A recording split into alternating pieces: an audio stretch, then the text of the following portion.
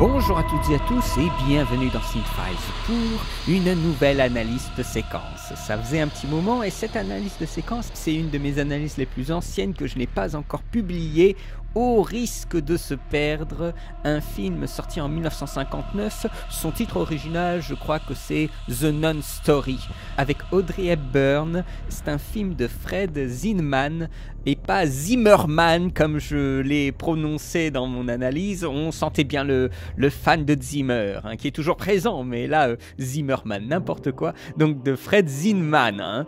C'est une analyse que j'ai faite en 2013 et qui va proposer une observation de la fin du film, de la dernière scène du film. Donc je vous invite à...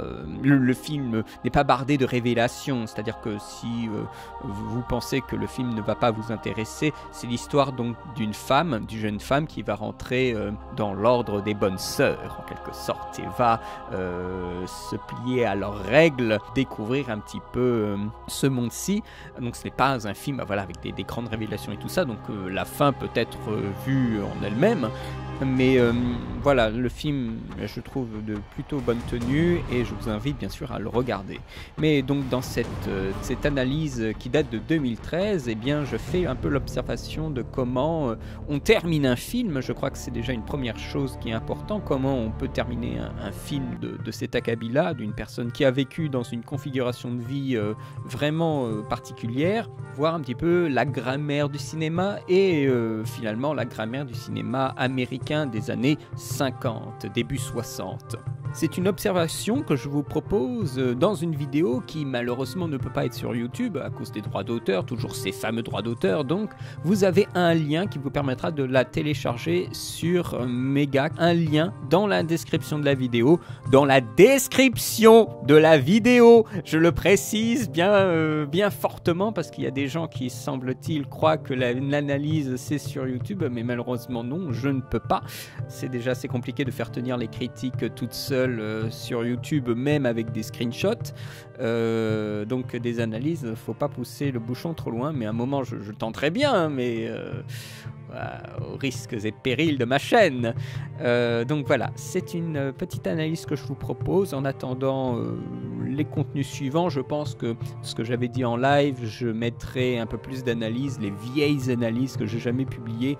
Je vais vider le stock, je pense, honnêtement. Voilà, je pense que c'est ce qu'il y a à faire avant de repartir sur d'autres choses et un contenu un petit peu plus frais. Vous voyez ce que je veux dire, même si bien sûr il faudra attendre un peu plus longuement. C'est tout pour moi, je rends l'antenne, je vous remercie pour votre soutien, votre fidélité, vos commentaires. N'hésitez pas justement, si vous connaissez le film, ce que vous en avez pensé, ce que vous avez pensé aussi des observations de ce que je dis. Il ne s'agit pas comme je le dis des fois, il ne s'agit pas voilà, quand on analyse une scène, d'en retirer des grandes thématiques et d'en voir la démonstration dans la scène, mais il s'agit avant tout de comprendre le fonctionnement logique de la scène et de voir si on peut ce qu'elle veut peut-être dire au-delà de simplement l'apparence mécanique de la narration.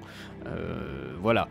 Donc il faut essayer d'interpréter si on peut, c'est toujours un exercice délicat, mais à partir de ce que nous pouvons voir et pas commencer à rentrer dans des interprétations qui sont même hors film ou hors séquence. Mais c'est aussi important de se confronter à de la mise en scène sans avoir les tenants et aboutissants pour voir ce que on peut simplement en retirer.